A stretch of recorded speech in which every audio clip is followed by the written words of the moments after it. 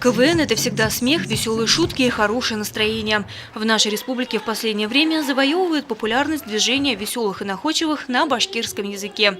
В этом году сибайские команды собрались в Башкирском лицее имени Рамазана Умедбаева. Своих представителей выставили все городские учебные заведения общего образования. Первая встреча школьников была посвящена Международному дню родного языка.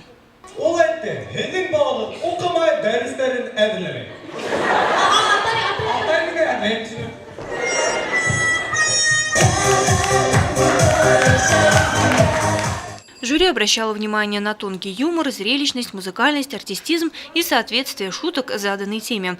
По традиции программа состояла из приветствия, разминки и музыкального номера. Шутками и находчивостью в этот вечер блеснул каждый КВНовский коллектив. Наряду с опытными выступили и новички. Участники игры считают, что КВН на башкирском языке нужно развивать. Такие мероприятия – это стимул для изучения родного языка, для общения молодежи и новых знакомств. О том, что клуб веселых и находчивых открывает новые возможности, небезызвестная команда «Киндек» из гимназии-интерната знает не понаслышке.